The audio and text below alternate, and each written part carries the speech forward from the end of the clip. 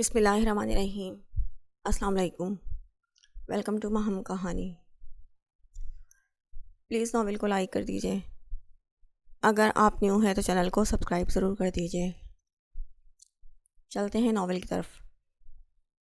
میرے گھر جا کر کیا کروں گی میں، تم نے مجھے اس قابل چھوڑا ہی کہاں ہے کہ میں اپنے ماں باپ سے نظریں ملا سکوں۔ وہ تلخی سے مسکرائی۔ میں نے تمہارے ساتھ کچھ غلط نہیں کیا ہے جس کا غم تمہیں کھائے جا رہا ہے۔ اپنا حق استعمال کیا ہے میں نے، کیونکہ اگر تمہیں وقت دیتا تو جب تک تم مجھ سے دور بھی جا سکتی تھی۔ وہ جھنجھلایا تھا۔ مجھے نہیں جانا کہیں بھی، مر گئی اشمل زمان ان کے لیے میں اپنے ماں باپ کا مان کبھی نہیں توڑ سکتی۔ وہ یہ سب برداشت نہیں کر پائیں گے کہ ان کی بیٹی ایک رات گھر سے باہر رہے۔ باہر بے یار و مددگار رہی تھی۔ وہ ہلکے بل چلائی، چلاتے چلاتے اس کی آواز آخر میں رند گئی تھی۔ تم تیار ہو جاؤ، 5 منٹ میں پھر ناشتہ کر کے چلتے ہیں۔ تم نے کل رات سے کچھ بھی نہیں کھایا ہے اور مجھ سے مقابلہ کرنے کے لیے تمہیں انرجی کی بہت ضرورت ہوگی مولانی۔ وہ معنی خیزی سے بولتا اسے نظر انداز کر کے ملازم کو ناشتے کا بولنے چلا گیا۔ اشمل بے بسی سے روتے ہوئے الماری میں رکھے اس کی ماں کے کپڑوں میں سے سادہ سا سوٹ منتخب کر کے واش روم میں فریش ہونے چلی گئی تھی۔ کچھ دیر بعد وہ گیلے بالوں کو پشت پر بکھرائے دھانی رنگ کے سوٹ میں واش روم سے نکلی تو سامنے ہی بیڈ پر ناشتے کی ٹرے کے ساتھ یزدان بیٹھا اس کا منتظر تھا۔ جنگلی بندر، اس کے لمبے کندھے تک آتے بالوں کو دیکھتے ہوئے وہ بڑبڑائی تھی۔ آپ ہی جاؤ اب، کیا میں وہیں سے مجھے سالم نکلنے کا ارادہ ہے؟ اس کا طنز پر وہ صبر کے گھونٹ بھرتی بیڈ پر ٹرے کے قریب بیٹھ گئی تھی۔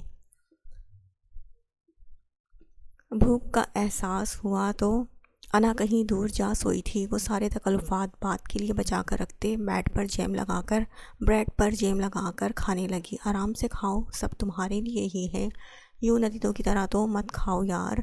وہ کافی کا مگ ہاتھ میں لیے بولا۔ اس کی نفیس طبیعت پر اشمل کے ہونٹوں پر لگے جیم کے قطرے گراں گزر رہے تھے۔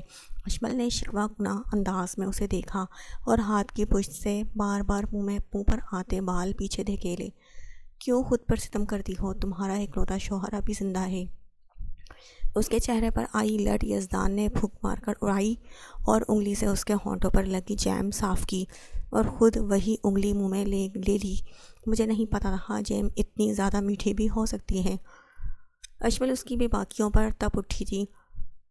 اس نے ہاتھ میں پکڑا بریڈ کا پیس ٹرے میں رکھ دیا۔ کھا لو، اب تنگ نہیں کروں گا میں، مگر مجھے بہت تنگ کرنے لگی ہو۔ Your fragrance is making me crazy جانم، تمہاری خوشبو مجھ پر حاوی ہو رہی ہے، مجھے پاگل بنا رہی ہے۔ یزدان نے اسے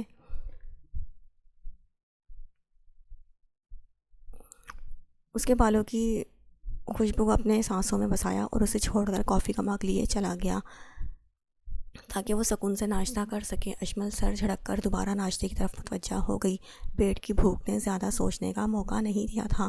وہ تھک ہار کر ابھی اس کی یونیورسٹی اور دیگر جگہ پتہ کر کے آئے تھے جہاں ان کی بیٹی ہو سکتی تھی۔ پولیس والوں نے بھی 24 گھنٹوں سے پہلے FIR درج کرنے سے منع کر دیا تھا۔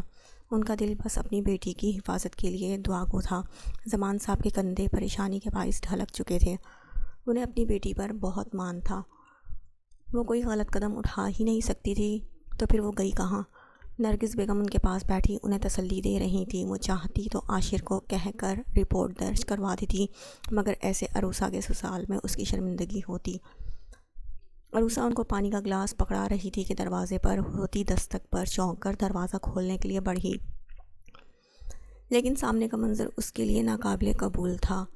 کالے لمبے پونی میں مکیت بال، بھوری آنکھیں، کشادہ پیشانی، اونچا لمبا قد، سنجیدہ تاثرات والا وہ لڑکا اس کی بہن کا ہاتھ استحقاق سے پکڑا ہوا تھا۔ اندر تو آنے دے ہمیں، سالی صاحبہ لاؤنج میں آیا سنجیدہ بات کہہ کر اسے ششدر چھوڑے۔ عروسہ بھی ہوش میں آتی اس کے پیچھے آئی جہاں زمان صاحب اور نرگس بیگم اسے دیکھ کھڑے ہو گئے تھے۔ نرگس بیگم اشمل کو دیکھ کر اسے گلے لگانے لگی۔ انہیں تو بس اپنے سامنے کھڑی بیٹی صحیح سلامت نظر آ رہی تھی۔ کون ہو تم اور میری بیٹی کے ساتھ کیا کر رہے ہو یہاں؟ انجانے خدشے زمان صاحب کے دل میں سر اٹھانے لگے تھے۔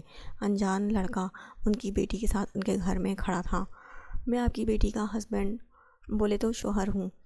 سسر جی، داماد پہلی دفعہ آیا ہے، کچھ کھانے پینے کا پوچھیں گے نہیں کیا؟ وہ خود ہی اشمل کا ہاتھ چھوڑ کر صوفے پر بیٹھ گیا تھا۔ کیا بکواس کر رہے ہو تم؟ وہ ہلکے پل چلائے تھے۔ اشمل نے یہ منظر دیکھ کر اپنی آنکھیں میچ لی تھیں، جیسے حقیقت سے نظریں چرا رہی تھی۔ اشمل یہ کیا کہہ رہا ہے بیٹا؟ نرگس بیگم نے اس سے الگ ہوتے کہا تو وہ اس بات میں سر ہلانے لگی۔ امی یہ پورا سچ نہیں ہے، انہوں نے مجھے کڈنیپ کیا تھا، میں اپنی مرضی سے اس کے ساتھ نہیں گئی تھی۔ بابا آپ تو یقین کریں میرا۔ وہ انہیں کہتے کہتے ششدر کھڑے زمان صاحب کو یقین دلانے لگی۔ چلی جاؤ ابھی یہاں سے، اگر اس نے تمہیں کڈنیپ کرنا ہی ہوتا تو نکاح کیوں کرتا؟ تم نے میرا مان، میرا غرور خاک میں ملا دیا ہے۔ آج سے میری صرف ایک ہی بیٹی ہے اور وہ ہے عروسہ زمان۔ انہوں نے اسے تھپڑ مارنے کے لیے ہاتھ اٹھایا، مگر اشمل کو لگنے سے پہلے ہی یزدان نے بیچ میں آ کر ان کا ہاتھ ہوا میں ہی پکڑ لیا تھا۔ یہ ہاتھ تھپڑ کے لیے نہیں اٹھنے چاہیے، ورنہ مجھ سے برا کوئی نہیں ہوگا۔ اس نے زمان صاحب کا ہاتھ ان کے پہلو میں گرایا۔ عروسہ روتی آنکھوں سے یہ منظر، دہلا دینے والا منظر دیکھنے لگی۔ وہ جانتی تھی کہ اس کی بہن جھوٹ نہیں بولتی، پھر کیوں بابا اس پر یقین نہیں کر رہے تھے؟ چلو تم یہاں سے، انہیں تمہاری خیریت کا بتانے آیا تھا، مگر شاید انہیں تم سے پیار نہیں جو تمہاری بات کا اعتبار نہیں کیا۔ اس نے اشمل کا ہاتھ پکڑ کر گھسیٹا اور دروازے تک لایا۔ نرگس اگر تم اس کے پیچھے گئیں تو واپسی کی ساری راہیں تمہارے لیے بند ہو جائیں گی۔ زمان صاحب صوفے پر ڈھہ گئے تھے، جبکہ نرگس بیگم اشمل کے پیچھے جاتے جاتے رکی اور پلٹ کر ان کے پاس آ کر کھڑی ہو گئی۔ ان کی بگڑتی طبیعت نے ان کے قدم وہیں روک لیے تھے۔ آپ ہی رک جائیں، بابا کا غصہ وقتی ہے، وہ ٹھیک ہو جائیں گے، مجھے یقین ہے آپ کی بات پر، چاہے کسی کو ہو یا نہ ہو۔ عروسہ منہ پر ہاتھ رکھ کر اپنی سسکیاں روکتی دروازے تک آئی تھی۔ سالی صاحبہ ہم واپس آئیں گے، فکر نہیں کریں، ابھی اجازت دیں، آج ہمیں اپنے گھر بھی جانا ہے۔ اس کی بجائے یزدان نے بولا تھا۔ مجھے نہیں جانا بابا، پلیز یقین کریں میری کوئی غلطی نہیں ہے۔ وہ مسلسل مزاحمت کرتے اپنا ہاتھ اس کی گرفت سے چھڑوانے میں ہلکان ہو رہی تھی۔ تم ان لوگوں کے پاس جانا چاہتی ہو جنہوں نے تم پر یقین نہیں کیا، تمہیں اب میرے ساتھ ہی رہنا ہے، کوئی اس دنیا میں میرے سوا تمہارا اپنا نہیں ہے۔ اس کے کان کے قریب ہو کر بولا۔ وہ پتھرائی نظروں سے اسے دیکھنے لگی۔ ماں باپ کے علاوہ اپنا اس دنیا میں کوئی نہیں ہوتا۔ وہ غصہ تھے، مگر اس کے گمشدہ ہونے پر پریشان بھی تھے۔ وہ یہ بات اسے نہیں سمجھا سکتی تھی، جس نے کبھی شاید والدین کی محبت دل سے محسوس ہی نہیں کی تھی۔ عروسہ میں پھر آؤں گی اور بار بار آؤں گی، کیونکہ بابا جانتے ہیں کہ ان کی بیٹی کبھی ایسا کام نہیں کرے گی جس سے ان کا سر جھکے۔ وہ مزید اس شخص سے ضد باندھ کر اپنا نقصان نہیں کر سکتی تھی، اسی لیے ایک نظر اپنے گھر پر ڈال کر اس کے ساتھ تھکے قدموں سے چلی گئی۔ عاشر، اس نے کال پک کرتے ہوئے گلوگیر آواز میں پکارا، مجھے نہیں پتا تھا کہ تمہیں بھی اتنی جلدی ہے رخصتی کی، اگر مجھے ذرا بھی پتا ہوتا تو میں اسی وقت تمہیں اٹھا کر لے جاتا۔ انکل نے آج رخصتی اسی ہفتے کرنے کا کہہ دیا ہے، اب تم۔ وہ اپنی دھن میں بولے جا رہا تھا کہ اس کی نم آواز سنتے رکا۔ کیا ہوا عروسہ؟ کوئی مسئلہ ہے کیا تمہیں میری جان؟ وہ فکر مند ہوا تھا۔ عاشر، وہ بولتے ہوئے زاروں قطار رونے لگی تھی۔ عروسہ پلیز رو تو مت، میں ابھی آ رہا ہوں، ایک تو تم بتا بھی نہیں رہی ہو کہ ہوا کیا ہے۔ عاشر کے تو ہاتھ پاؤں ہی پھول گئے تھے، وہ سوائے اس کے نام لینے کے کچھ بھی بول نہیں رہی تھی۔ اور عاشر نے جلد بازی میں اپنی بائک کی چابی اٹھائی اور موبائل کو بلوٹوتھ سے کنیکٹ کر کے جیسے سے کر کے اس کے گھر کے باہر پہنچا۔ راستے میں اس کا ایکسیڈنٹ ہوتے ہوتے بچا تھا، وہ جلدی پہنچنے کی وجہ سے ہی بائک پر آیا تھا۔ یہاں تک کہ سفر میں عروسہ نے اس سے بات کرتے ہوئے اس کے نام کے سوا کچھ نہیں بولا تھا۔ باہر آؤ جلدی، میں باہر کھڑا ہوا ہوں، اس کو بتائے بغیر جوتے پہن کر آنا، کسی کو بھی بتائے بغیر جوتے پہن کر آنا۔ وہ بھوکلائی تھی، کیا مطلب ہے تمہارا؟ میں کیوں آؤں باہر؟ وہ تشویش سے بولی تو وہ تب اٹھا، بھگا کر لے جاؤں گا تمہیں اگر تم نہیں آ رہی ہو تو، میں رات کے 2 بجے تمہارے گھر کا گیٹ بجاؤں؟ اس کے دھمکی دینے پر وہ چادر اٹھا کر سلیپر پہنے باہر آئی، جہاں گلی سنسان پڑی تھی۔ اس کی سوجھی آنکھیں دیکھ کر عاشر کا دل ٹوٹنے لگا تھا۔ وہ اپنے ڈپارٹمنٹ میں سخت گیر پولیس آفیسر کے نام سے مشہور تھا، جسے مجرموں پر ذرا رحم نہیں آتا تھا، مگر اپنی متاع جاں کی آنکھوں میں آنسو اسے انتہائی برے لگے تھے۔ بتاؤ بھی یار کیا ہو گیا ہے تمہیں جو تم وہ ابھی بول ہی رہا تھا کہ اس کے گلے لگنے پر اس کی بولتی بند ہوئی۔ اس نے گہرا سانس خارج کرتے اپنے سینے سے لگی عروسہ کا سر سہلایا تو وہ اس کی شرٹ کا کالر جکڑے مزید پھوٹ پھوٹ کر رو دی تھی۔ بس کچھ نہیں ہوا، میں ہوں نا یہاں، تمہیں کوئی کچھ نہیں کہے گا میرے ہوتے ہوئے۔ اس نے اپنے لب عقیدت سے اس کے ماتھے پر رکھے۔ ابھی اس کا چپ ہونا ضروری تھا جبھی وہ کچھ بتا پاتی۔ بابا ایسا کیسے کر سکتے ہیں؟ انہیں تو مجھ پر پورا بھروسہ تھا، پھر کیوں وہ ایسا کہہ سکتے ہیں؟ کیا ہوا مجھے بتاؤ، میں بات کروں گا انکل سے۔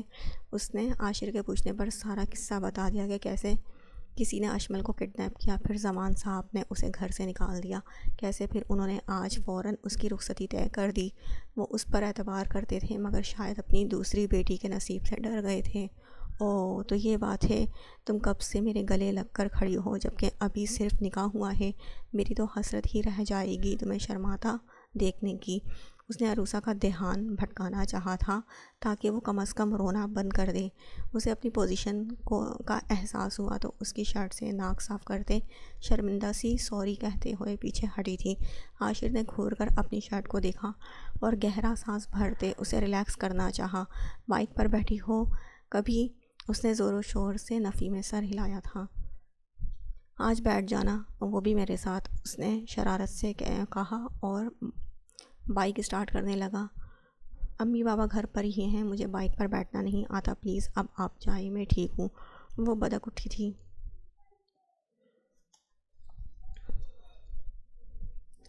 کچھ نہیں ہوتا، اپنی اکلوتی بیوی کو لے کر جاؤں گا، کوئی چوری کرنے نہیں جا رہے ہیں، بس 15 منٹ میں آ جائیں گے۔ اس نے عروسہ کا ہاتھ زبردستی پکڑ کر اسے پیچھے بٹھایا تھا۔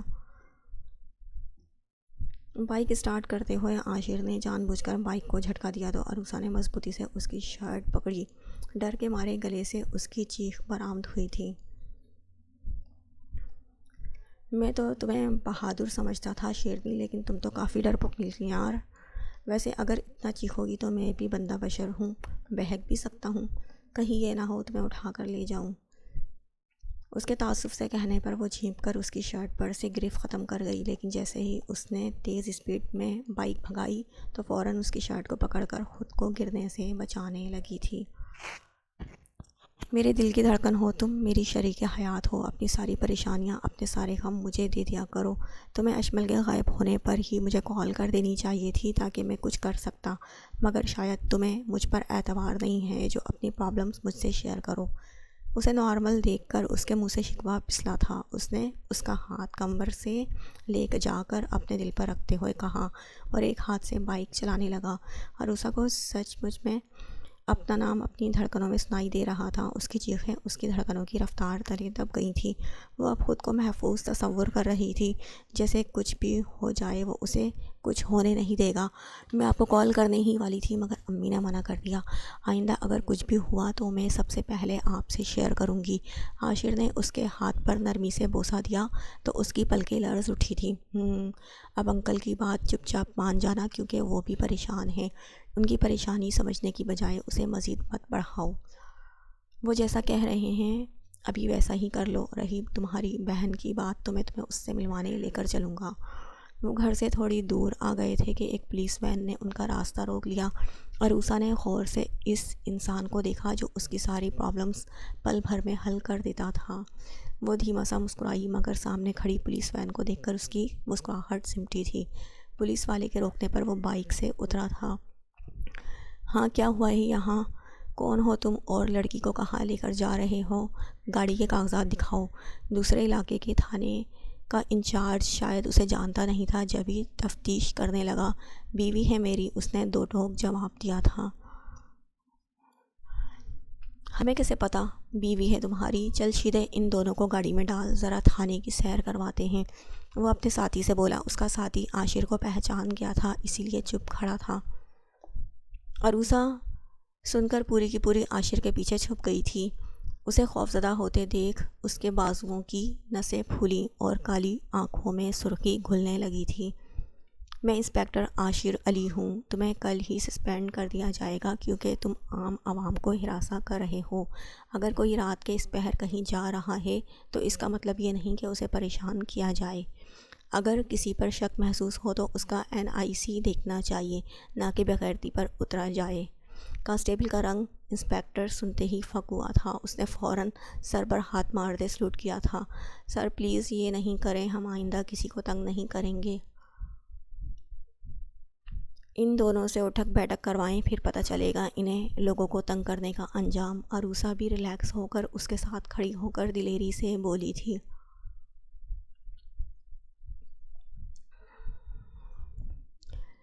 تم دونوں سن رہے ہو میری مسز نے جو کہا ہے، چلو شروع ہو جاؤ۔ اب عاشر نے ہنسی روکنے کی کوشش نہیں کی اور کہا لگا اٹھا۔ وہ دونوں افسرز اب اپنے موٹے بڑھے ہوئے پیٹ کے ساتھ لاچارگی سے اٹھک بیٹھک کرتے کافی مضحکہ خیز لگ رہے تھے۔ عروسہ صبح سے اب پہلی بار کھلکھلا کر ہنسی تھی۔ ابھی جاؤ تم دونوں یہاں سے، آئی سیڈ لیو ناؤ۔ اس کی سرد آواز پر دونوں ہی اٹھک بیٹھک کرنے کے بعد شل ہوتی ٹانگوں سے وین کے ساتھ ایسے غائب ہوئے جیسے گدھے کے سر سے سینگ۔ وہ دونوں ایک دوسرے کو دیکھتے ہوئے پھر سے ہنسنے لگے تھے۔ رات کے اس پہر سنسان سڑک پر کوئی ان دونوں کو ایسے ہنستے دیکھ لیتا تو ضرور ڈر کے مارے بھاگ جاتا۔ اس نے پھر عروسہ کو سمجھا بجھا کر گھر چھوڑا اور خود اپنے کندھے سے نکلتے خون کی ڈریسنگ کرنے لگا۔ اس کے بائیک چلانے سے اس کا زخم کھل چکا تھا، مگر اس نے عروسہ پر ظاہر نہیں کیا تاکہ وہ پریشان نہ ہو۔ اسے خود سے زیادہ اپنی متاع جاں کی فکر تھی، کیونکہ وہی تو تھی جسے دیکھ کر، اس کی باتیں سن کر وہ خود کو پرسکون محسوس کرتا تھا۔ وہ اسے لے کر سیدھا ربانی پیلس آیا تھا۔ سارے راستے اس کی سسکیاں سنتے سنتے اسے ملال نے آن گھیرا تھا، مگر وہ سخت گیر بنا چپ چاپ بیٹھا ڈرائیو کرتا رہا۔ وہ گاڑی سے اترا اور اس کی طرف کا دروازہ کھولتے اسے بھی نیچے اتارا تھا۔ مضبوط ستونوں پر کھڑا اور پورے سفید رنگ سے رنگا ربانی پیلس کسی محل سے کم نہیں تھا۔ وہ نہ سمجھی سے یکٹک اس جگہ کو دیکھنے لگی، شاید یہ اس کا گھر تھا۔ سورج کی سنہری تپش اس سفید محل کو مزید چمکا رہی تھی۔ گاڑی میں لگے AC کے باعث اندر کا ماحول پرسکون تھا، مگر باہر آتے ہی سورج کی گرم شعاؤں نے اس کا استقبال کیا تھا۔ چلو اب کیا انویٹیشن دینا پڑے گا تمہیں؟ اس نے ابائے میں چھپی اشمل کا ہاتھ مضبوطی سے پکڑا اور اسے اندر لے جانے لگا۔ اس کے تیز قدموں سے قدم ملانے میں وہ بے حال ہو رہی تھی۔ وہ اس کے ساتھ کھینچی چلی گئی تھی۔ ربانی پیلس کے پورچ میں سے ایک شاندار نئی گاڑی اور اسپورٹس بائک کھڑی تھی۔ وہ ابھی بھی یزدان کی نئی BMW میں بیٹھ کر یہاں آئی تھی۔ Dead dead! یزدان لاؤنج میں آ کر انہیں زور زور سے آوازیں دینے لگا۔ اس نے اشمل کا ہاتھ چھوڑ دیا۔ اشمل کو لگ رہا تھا اب پھر سے اس کی بے عزتی ہوگی، کیونکہ کون ایک انجان لڑکی کو اپنی بہو تسلیم کر سکتا تھا۔ وسیع و عریض لاؤنج میں ایک طرف صوفے رکھے تھے، جبکہ بیچ میں دونوں طرف سے سیڑھیاں دے کر اوپر جانے کا راستہ بنایا گیا تھا۔ ملازم اپنے معمول کے مطابق کاموں میں مصروف تھے، کیونکہ انہیں پتہ تھا یزدان کو بلا وجہ اس کے معاملات میں دخل دینے والے لوگ ہرگز پسند نہیں تھے، اور یہ تو روز کا تماشا تھا۔ وہ ہفتوں گھر سے غائب رہتا اور جب بھی آتا تو کوئی بری خبر ساتھ لاتا تھا۔ کیا ہوا؟ نسرین بیگم کچن سے نکلتی ہوئی بولی۔ سامنے کھڑی لڑکی کو دیکھ کر انہوں نے بے ساختہ اپنا سر پکڑا تھا۔ ملازموں کو انہوں نے اشارے سے بھیج دیا تھا۔ کچھ نہیں ہوا، آپ اپنا کام سے کام رکھا کریں۔ انہیں نظر انداز کرتے وہ پھر سے حسن ربانی کو آوازیں دینے لگا تھا۔ وہ انجان لڑکی کے سامنے اپنی بے عزتی پر لب بھینج کر رہ گئی تھی۔ کون ہے یہ لڑکی؟ یزدان بتاؤ بھی، کہاں سے لائے ہو اسے؟ وہ سیڑھیوں سے اترتے دھاڑے تھے تو یہ تھا اس کا سرپرائز جس کا وہ ذکر کر رہا تھا۔ بیوی ہے میری۔ کیسا لگا سرپرائز؟ اب کل میں نے یہیں پارٹی ارینج کی ہے اپنی شادی کی خوشی میں، آپ بھی اپنی بیوی کے ساتھ ضرور شرکت کیجیے گا۔ وہ مسکرا کر انویٹیشن دینے لگا تھا۔ اشمل اس کی حد درجہ بدتمیزی پر غش کھانے کو تھی، جو اپنی ماں سے اتنا برا رویہ اپنایا ہوا تھا۔ اسے حسن ربانی کو دیکھ کر امید کی کرن ملی تھی، کیا پتہ وہ اسے اس کپٹی انسان سے آزاد کروا سکیں، کیونکہ وہ خود بھی اس کی بات سن کر آگ بگولا ہو گئے تھے۔ کیا بکواس ہے یہ سب؟ تم اتنا گر جاؤ گے میں نے نہیں سوچا تھا۔ بیٹی تم بتاؤ کیا ہی سچ؟ کیا کہہ رہا ہے یہ؟ انہیں ابائے میں ملبوس لڑکی کو دیکھ کر ہرگز یقین نہیں آ رہا تھا۔ یزدان تو ایسے لڑکیوں سے دور بھاگتا تھا، تو پھر کیسے وہ اسے اپنی بیوی کہہ سکتا تھا؟ ان کی اپنی بیٹی نہیں تھی، مگر وہ کسی اور کی بیٹی کے ساتھ کبھی کچھ برا ہوتے نہیں دینا چاہتے تھے، وہ بھی اپنے بیٹے کے ہاتھوں۔ انکل میں ان کو نہیں جانتی، انہوں نے مجھے کڈنیپ کیا تھا اور پھر مجھ سے زبردستی نکاح کر لیا، مجھے بچا لیں پلیز اس انسان سے، وہ التجائی بولی اور بھاگ کر حسن ربانی کے پاس آئی۔ یزدان اس کی حد درجہ ہمت اور اسے نہ پہچاننے والی بات پر دنگ رہ گیا تھا۔ مولانی واپس آؤ یہاں ورنہ مجھ سے برا کوئی نہیں ہوگا۔ ارے جو شخص اپنی بیوی کو نہیں بچا سکا تمہیں اس سے اتنی امیدیں کیوں ہونے لگیں؟ اس کے طنز پر ان کا دل ڈوبا تھا، مگر ابھی اس لڑکی کو بچانا زیادہ ضروری تھا۔ یزدان کی بھوری آنکھوں میں سرد سا تاثر دیکھ کر اشمل کی ریڑھ کی ہڈی میں سنسناہٹ دوڑ گئی تھی۔ نہیں آئے گی تمہارے پاس، کسی کی آہ کیوں لیتے ہو یزدان؟ ابھی اسی وقت سے طلاق دو اور ختم کرو یہ قصہ۔ کسی معصوم کی زندگی سے کھیل کر کیوں خود کو برباد کرنے پر تلے ہو؟ تمہیں تمہاری ماں کی قسم تم ایک قدم آگے نہیں بڑھاؤ گے۔ اشمل کو پہلی بار امید کی کرن ملی تھی، شاید وہ اسے اس شخص سے چھٹکارا دلا سکیں۔ اپنی ماں کی قسم پر اس کا چہرہ ایک پل کے لیے تاریک ہوا تھا۔ نسرین بیگم کو دل سے اس لڑکی سے ہمدردی محسوس ہوئی تھی، مگر وہ کچھ بھی کرنے سے قاصر صرف تماشا ہی دیکھ سکتی تھیں۔ ٹھیک ہے اگر ایسا ہے تو ایسا ہی صحیح، آپ خود اسے میرے پاس بھیجیں گے، اس نے چیلنجنگ انداز میں کہا۔ اگر وہ اس کے باپ تھے تو وہ ضد میں ان کا بھی باپ تھا۔ وہ خطرناک تیور لیے پلٹ کر سیڑھیاں چڑھتا اوپر گیا اور کچھ دیر بعد ہاتھ میں انہی کا ریوالور لے کر واپس آیا تو سب کا ہی رنگ فک ہوا تھا۔ حسن ربانی اسے دلاسا دینے میں مصروف تھے، جبکہ وہ خود نسرین بیگم کے گلے لگتی پھوٹ پھوٹ کر رو رہی تھی۔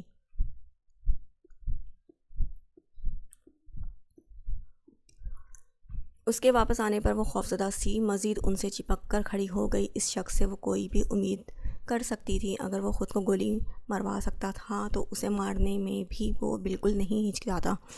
میرے کندھے پر آپ کی بہو کی مہربانی سے پہلے ہی گولی لگ چکی ہے۔ صد افسوس کہ میں بچ گیا، لیکن اگر میں نے اپنے آپ کو گولی ماری تو میرے خیال میں زیادہ دیر میں زندہ نہیں رہ پاؤں گا۔ اس نے اپنی شرٹ کا اوپری بٹن کھولتے گولی والا زخم تازہ دکھایا اور گن اپنے سر پر تان لی۔ اس کی آنکھوں میں کچھ ایسا ضرور تھا جس سے ان کا دل دہل گیا تھا۔ پیچھے ہٹنے سے بہتر وہ موت کو گلے لگانا پسند کر دے گا۔ انہوں نے ایک نظر روتی ہوئی لڑکی پر ڈالی۔ فیصلہ مشکل تھا، مگر انہیں کسی ایک کو چننا تھا۔ اس لڑکی سے ہمدردی اپنی جگہ، لیکن وہ ان کا بیٹا تھا، ان کا خون۔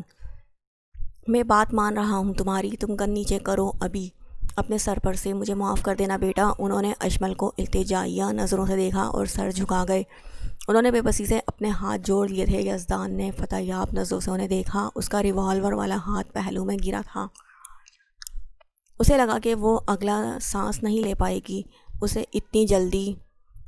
اتنی بڑی جگہ پر گھٹن ہونے لگی تھی۔ انہیں اپنا بیٹا عزیز تھا، چاہے کوئی لڑکی اس کی وجہ سے بے موت مر جائے۔ وہ تلخی سے ہنسی اور اپنے آنسو ہاتھ کی پشت سے پیچھے دھکیلتے اس تک آئی۔ اس نے اپنے آپ کو حالات کے دھارے پر چھوڑ دیا تھا۔ نسرین بیگم اپنے منہ پر دوپٹہ رکھے آنسو پیتی یہ منظر دیکھ رہی تھی۔ اسے اپنے پاس آتا دیکھ سر تاثر معدوم ہوا تھا، بھوری آنکھیں چمکنے لگی تھیں، لبوں پر مسکراہٹ پھیلی تھی، دھیمی اور پرسکون مسکراہٹ۔ آج کے لیے اتنا ہی کافی ہے، ابھی ہم دونوں آرام کریں گے تو یقیناً کوئی ڈسٹرب نہ کرے۔ کل کی پارٹی کے لیے ارینجمنٹس میں نے کروا دیے ہیں، اگر آپ کو کسی کو بلانا ہو تو بلا سکتے ہیں کل۔ اس نے اپنا لہجہ حد المقدور نارمل رکھنے کی کوشش کی اور اشمل کو ساتھ لیے سیڑھیاں عبور کرتا اپنے کمرے میں آ گیا۔ پیچھے کھڑے حسن صاحب شکستہ خور نگاہوں سے اس کی پشت کو دیکھ رہے تھے۔ ان کی غلطیوں اور کوتاہیوں کی وجہ سے ہی ان کا بیٹا آج اس حالت میں تھا۔ وہ لال رنگ کے ہلکے کامدار جوڑے میں ملبوس ان کے سامنے کھڑی آنسو بہا رہی تھی، مگر شاید ان کا دل پتھر ہو چکا تھا جب ہی اپنی بیٹی کی طرف نظر انداز کر رہے تھے۔ انہوں نے 2 دنوں میں رخصت کرنے کا فیصلہ کر لیا تو نائلہ بیگم نے بھی عاشر کے بولنے پر بنا چوں چرا کیے انہیں عاشر کی طبیعت خراب اور گولی لگنے کا بودا بہانہ بنا کر گھر سے رخصتی کا کہہ دیا تھا۔ ان کے کتنے ارمان تھے کہ وہ اپنے اکلوتے بیٹے کی شادی دھوم دھام سے کریں گی، مگر ابھی اپنے بیٹے کی ضد پر ہی چند رشتہ داروں کے ہمراہ عروسہ کو رخصت کروا کے اپنے گھر لے جانے کے لیے آئی تھیں۔ یہ تمہارے بابا نے تمہیں تحفے کے طور پر دیا ہے، ہم اتنی جلدی کے باعث تمہیں زیادہ کچھ نہیں دے سکے، اسی لیے یہ چیک رکھ لو۔ نرگس بیگم نے اسے چیک پکڑانا چاہا۔ بابا اگر بیٹی سمجھ کر دیتی تو میں ضرور لے لیتی، لیکن انہوں نے بوجھ سمجھ کر مجھے رخصت کیا ہے۔ وہ اس کے گلے لگ کر دھیمی آواز میں زمان صاحب کو سنانے کے لیے بولی تو انہوں نے بھی محض مسکراتے ہوئے اسے زبردستی چیک دے دیا تھا تاکہ کسی کو بعد میں بات کرنے کا موقع نہ ملے۔ زمان صاحب نے آگے بڑھ کر اس کے سر پر ہاتھ رکھا اور ساتھ کھڑے عاشر کو اس کا خیال رکھنے کی تائید کرتے اسے رخصت کرنے لگی۔ چلو عاشر بیٹا، دیر ہو رہی ہے، نائلہ بیگم نے عروسہ کو اپنے ساتھ لگاتے ہوئے کہا۔ عاشر بھی سب کو خدا حافظ کہتا انہیں لیے گاڑی میں آ کر بیٹھ گیا۔ اس کے ساتھ ہی عروسہ بیٹھی مسلسل آنسو بہانے میں مصروف تھیں، جبکہ بیک سیٹ اور دوسری گاڑیوں میں چند رشتہ دار بیٹھے تھے۔ وہ سب کے سامنے اسے چپ کروانے کے لیے کچھ نہیں کہہ سکتا تھا، اسی لیے سنجیدہ بنا ڈرائیو کرتا رہا۔ رات کی تاریکی چارسو پھیلی ہوئی تھی۔ آسمان پر چمکتا چاند بادلوں کی اوٹ میں چھپا تھا، جبکہ ستارے روشن تھے۔ سردی کے باعث کوئی ذی روح کہیں نظر نہیں آ رہی تھی۔ ہلکی ہلکی اوس رات کے اس پہر زمین پر پڑتی ٹھنڈ میں اضافہ کر رہی تھی۔ دریا کے کنارے پر لگے بڑے سے پتھر پر وہ مضطرب سا اپنی طرح خاموش اور ساکن دریا کے پانی پر نظریں جمائے بیٹھا تھا۔ رات کی گہری تاریکی بہت سے رازوں کو اپنے دامن میں سمیٹے ہوئے تھی، ویسے ہی وہ بھی اس تاریک رات کا حصہ لگ رہا تھا، پراسرار اور گہرا۔ اس کا جسم و ذہن یہی موجود تھا، مگر خیالوں کا مرکز صرف ایک ہی انسان کی ذات تھی۔ اس کا وجدان کہتا تھا کہ کچھ برا ہوا ہے یا ہونے والا ہے۔ اس نے کل ہی واپس اسلام آباد جانے کا ارادہ باندھ لیا تھا۔ لالا رات کے اس پہر اکیلے دریا پر بیٹھے ہوئے ہیں، کوئی بھی چڑیل آپ پر عاشق ہو سکتی ہے۔ ولی کے عقب سے آتی پرشوق آواز نے اسے خیالوں کی دنیا سے باہر نکالا تھا۔ جگمگ کرتے ستاروں نے اس طلسماتی سحر طاری کر دینے والے شخص کی مسکراہٹ دیکھی تھی، جس پر سچ میں کوئی چڑیل تو کیا پری بھی عاشق ہو سکتی تھی، مگر وہ شاندار شہزادہ تو پہلے ہی کسی مغرور شہزادی کے عشق میں فنا ہو چکا تھا۔ اس کی فنا میں ہی بقا تھی، کیونکہ عشق تو نصیب والوں کو عطا ہوتا ہے جو اس کی آنکھ میں جل کر ہی کندن بنتے ہیں۔ ہاں ہاں ہاں ہاں، شاید تمہیں کبھی کسی کو دیکھ کر ایسا لگا ہے کہ وہ ہمارے وجود کا حصہ ہو، جیسے اس کا درد ہم محسوس کرتے ہوں، اس کے بننے سے ساری پریشانیاں ختم ہو جائیں۔ بتاؤ، وہ کچھ الجھا لگ رہا تھا۔ ولی نے بغور اپنے سے 3 سال بڑے بھائی کو ابرو اٹھا کر دیکھا، جو ہمیشہ ہر مشکل میں پرسکون رہتا تھا۔ کبھی کوئی شکوہ، کوئی گلہ اس کے منہ سے نہیں نکلا تھا، تو پھر آج کیوں وہ بے خود اور پریشان نظر آ رہا تھا؟ کیا بات ہے لالا؟ کوئی پریشانی ہے تو آپ مجھ سے ڈسکس کر سکتے ہیں، ایسی باتیں کیوں کر رہے ہیں آپ؟ وہ متفکر تھا۔ وہ اسے پہلے والے زہیب سے کچھ بدلا لگا تھا۔ عاجزی تو اس میں کوٹ کر بھری تھی، مگر آج اس نے حویلی کے گیٹ پر بھیک مانگتی خاتون سے دعائیں لینے کے لیے اسے ہزار کے کئی نوٹ پکڑائے تھے۔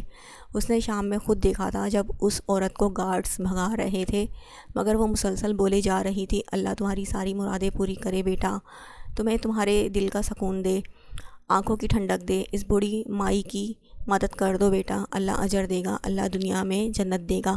اس بوڑھی عورت کی آواز سن کر زہیب کے قدم رکے تھے۔ وہ لمبے ڈگ بھرتا حویلی عبور کرتا باہر آیا اور گارڈ کو اشارے سے پیچھے کرتا اس عورت کو کئی نوٹ دے گیا تھا۔ اس کے دل کا سکون، آنکھوں کی ٹھنڈک اور دلی مراد تو بس ایک لڑکی تھی۔ اس نے اپنی جیب سے کئی ہزار کے نوٹ نکالتے اس عورت کو دیے تو وہ روشن آنکھوں سے اسے دیکھنے لگی۔ ولی یہ منظر عدم توجہی سے دیکھ رہا تھا، کیونکہ وہ زہیب کے رحم دل طبیعت سے واقف تھا، لیکن اس کی آنکھیں تب پھٹی کی پھٹی رہ گئی جہاں سامنے ہی زہیب اس عورت کے سامنے جھکا، اس سے سر پر ہاتھ رکھوائے اور دعائیں لے رہا تھا۔ وہ بھی لوگوں کو کچھ نہ کچھ دیتا رہتا تھا، مگر کبھی اس نے میلے کچیلے اور گندے ہاتھوں والے لوگوں سے سر پر ہاتھ نہیں پھروایا تھا۔ وہ عورت اپنے نحیف جھریوں والے مٹی سے اٹے اور جگہ کالک سے لتھڑے ہاتھوں سے زہیب کے سر پر ہاتھ پھیرتی مزید دعائیں دیتی جا رہی تھی۔ زہیب کے بالوں اور چہرے پر گندگی لگ چکی تھی، مگر اسے پرواہ نہیں تھی، کیونکہ اسے تو وہ دعائیں سکون دے رہی تھی۔ وہ مسکرایا، نہیں کچھ نہیں، بس ایک روگ لگ چکا ہے۔ مجھے لگتا ہے آپ کو محبت کا روگ لگ چکا ہے، وہ پوچھ رہا تھا یا بتا رہا تھا، زہیب سمجھ نہیں پایا۔ ہاں، اتنی صاف گوئی پر ولی نے بھویں اچکائیں۔ وہ کون ہے وہ خوش نصیب جس کے لیے آپ اتنی عاجزی اور انکساری سے پیش آ رہے ہیں سب سے؟ اشمل نام ہے ان کا، خوش نصیب وہ نہیں میں ہوں۔ ایک بات بتاؤ ولی، اگر ہم محبت کی پاکیزگی کو برقرار رکھنا چاہتے ہیں تو ہمیں عاجز ہونا پڑتا ہے۔ دھول اور خاک کی طرح اس کا نام لیتے ہوئے دل ایک الگ لے پر دھڑکا تھا، نیلی آنکھوں میں دیپ جل اٹھے تھے۔ وہ اپنے دل کا حال کسی سے کہنے کا عادی نہیں تھا، مگر آج دل پر اس قدر بوجھ تھا کہ دل پھٹنے کے قریب تھا۔ میرا وعدہ ہے آپ سے کہ انہیں آپ کی زندگی میں لا کر رہوں گا، وہ عزم سے بولتا، اسے مسکرانے پر مجبور کر گیا تھا۔ میں نے کب کہا کہ مجھے وہ زندگی میں چاہیے؟ وہ مل جائیں تو اس دنیا میں خود کو میں سب سے زیادہ خوش قسمت ترین انسان سمجھوں گا۔ یہ بات میرے نزدیک بہتر ہے، لیکن اگر وہ کہیں اور کسی اور کے ساتھ خوش رہنا چاہیں تو میں پھر کبھی ان کے راستے میں نہیں آؤں گا۔ میں نے کبھی ان کو نہیں مانگا، بس ان کی خوشی اور سلامتی مانگی ہے، چاہے وہ میرے ساتھ ہوں یا نہ ہوں۔ یہ ان کے حق میں میری طرف سے بہترین دعا ہے۔ وہ سانس لینے کے لیے لہجہ بھر کو رکا۔ ولی اس کی اس قدر گہری باتوں کو سوچتا اسے حیرانگی سے تکنے لگا۔ اس کی بات کی گہرائی تک جانا اس کے بس کی بات نہیں تھی، وہ صرف سننے پر مجبور تھا۔ محبت کے راستے میں ضروری نہیں کہ ہم ہی محبوب کی منزل بنے، کیا پتہ راستے میں جسے ہم چاہتے ہیں اس کے لیے کوئی ایسا موڑ آئے جہاں خوشیاں ہی خوشیاں ہوں تو وہ وہیں مڑ جائے اور منزل سے بھٹک جائے۔ وہ دانشمندوں کی طرح اپنے مخصوص لہجے میں بولا، لالا میرے کچھ سمجھ آ رہا ہے، لیکن آپ کی باتیں مکمل سمجھنا میرے بس کی بات نہیں ہے۔ اب چلیں، حویلی میں امو جان انتظار کر رہی ہوں گی۔ ولی نے ان کے کندھے پر ہاتھ رکھتے ہوئے کہا تو وہ بھی قمیض جھاڑتا اٹھ کھڑا ہوا۔ وہ کیوں بھول جاتا تھا، اس لڑکی سے ہٹ کر بھی ایک دنیا تھی۔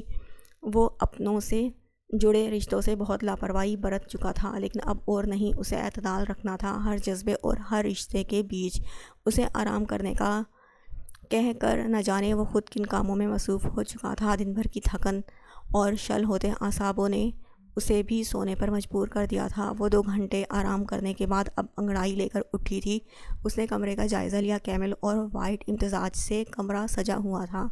کمرے کے وسط میں جہازی سائز بیڈ، ایک طرف کاؤچ رکھے تھے، ڈریسنگ ٹیبل پر ترتیب سے مردانہ پرفیوم، گھڑی اور برش رکھا تھا۔ ایک سائیڈ واش روم تھا جس کے ساتھ ہی گیلری کا دروازہ کھلتا تھا، مگر اس وقت بند تھا۔ کاؤچ کے ساتھ ہی اسٹڈی روم تھا اور ساتھ ہی یزدان کی تصویر دیوار میں نصب تھی۔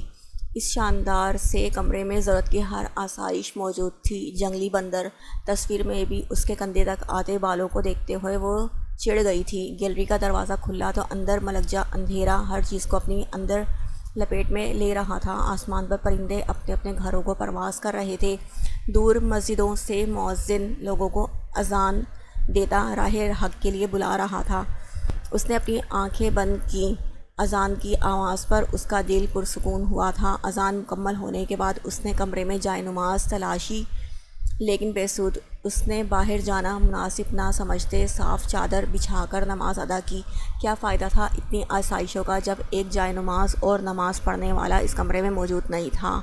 دعا کے لیے ہاتھ اٹھاتے اس کے لب کپ کپا اٹھے تھے۔ اسے سمجھ نہیں آیا کہ کیا مانگے۔ ٹپ ٹپ آنسو اس کی گود میں گرنے لگے تھے۔ اگر ہمارے پاس دعا کے لیے الفاظ نہ بھی ہوں تو محض دعا کے لیے ہاتھ اٹھا لینے چاہیے۔ وہ رب جو شہرک سے بھی قریب ہے، وہ تمہارے دل سے کیسے ناواقف ہو سکتا تھا؟ وہ اب اپنے والدین، اپنی بہن کے لیے دعا مانگ رہی تھی۔ میرے مرنے کی دعا بعد میں کر لینا، اتنی جلدی مرنے والا نہیں میں مولانی۔ اس کے عقب سے آتی آواز کو نظر انداز کرتے اس نے اپنی دعا مکمل کی۔